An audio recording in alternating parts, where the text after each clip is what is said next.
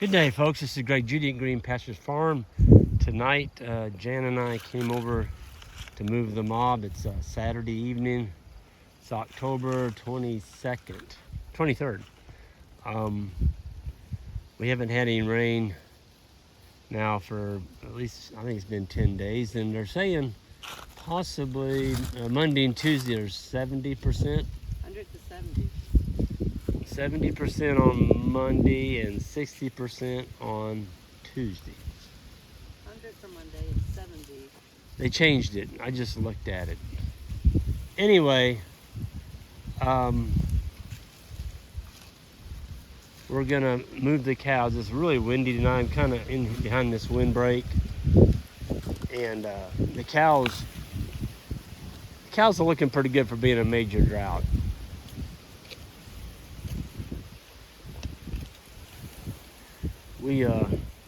We took off today, and Jan and myself and Isaac, we went down to the Katy Trail and took in a wonderful afternoon bicycling along the Missouri River. They got an old railroad track down there they made into a public trail, and I don't know how far we went, but my legs are tired. I think Jan, you said your calves were tired too. My knees. Your knees. Yep. But it was a pleasant day. It was just a nice warm fall day. Probably a little bit unusual for this late being that warm, but there was a lot of people out there. Anyway, back to our current situation. We gave him a big paddock today, and just trying to make sure we leave some residual for another recovery.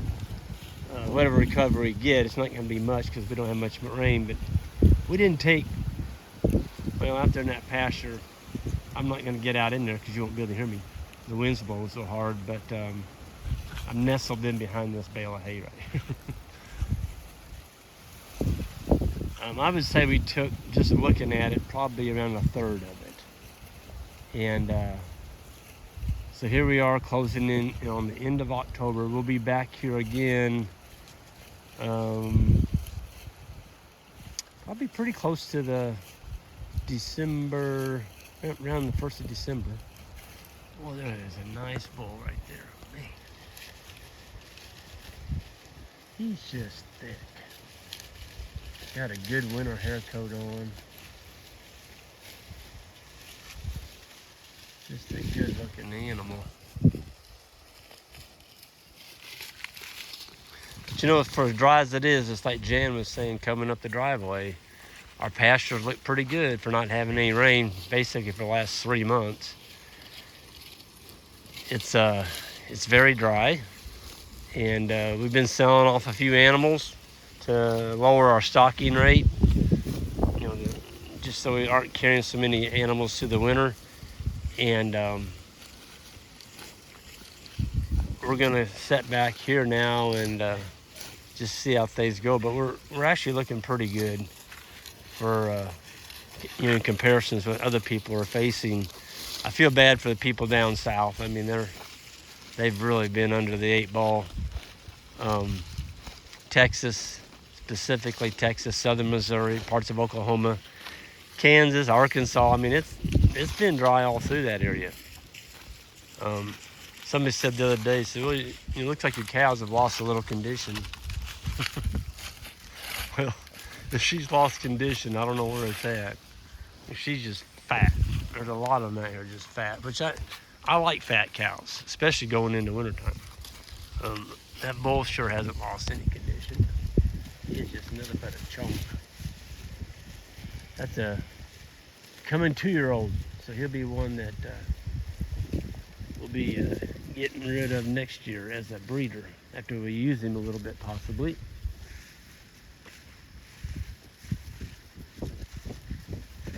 We've got up here in this driveway. This is the turnaround area for our loading.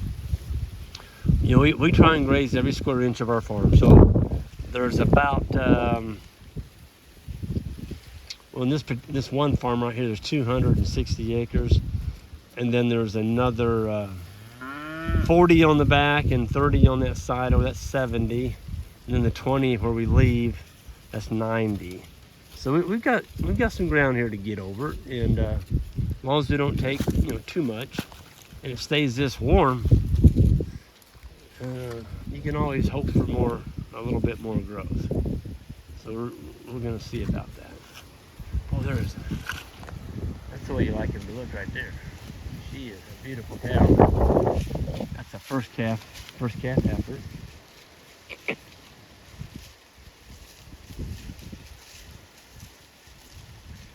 But we've had, I just posted on our website, I just put them up there. I didn't put a price on, just let people looking at them. There are 2 macho bulls that were from a couple of people.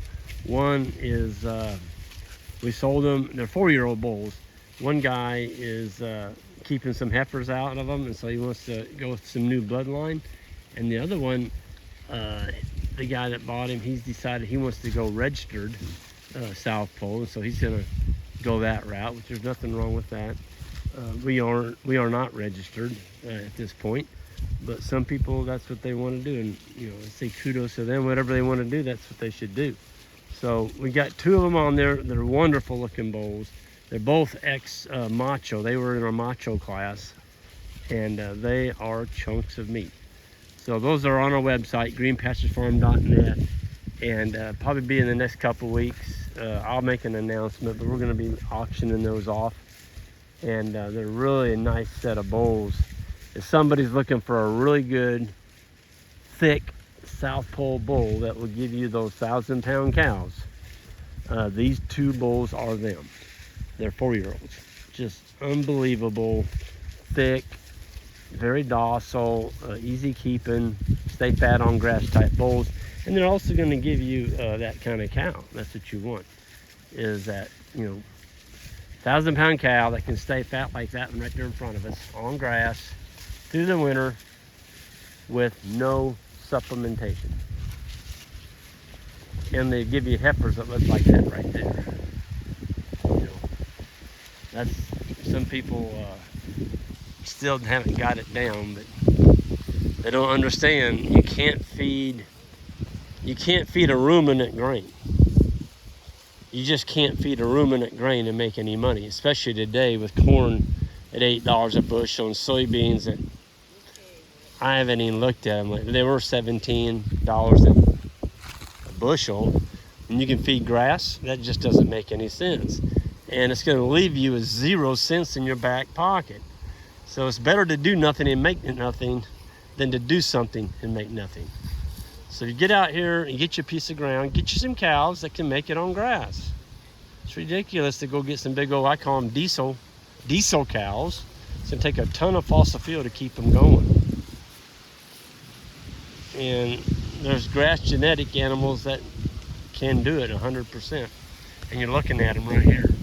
So anyway, I'm going to get out of here. Jen and I are going to move these cows, and we're looking forward to that. It's going to be really tough. All we got to do is open that wire down there and holler, and they'll all move themselves. That's what you love about these cattle. They are so docile. It's the one thing that everybody talks about on South Poll. They're just really easy to handle, super fleshing on grass, and that's what they're bred for. So I'm going to get out here. Everyone have a good one. Hit that subscribe button on the way out if you would, and we'll see you down the road.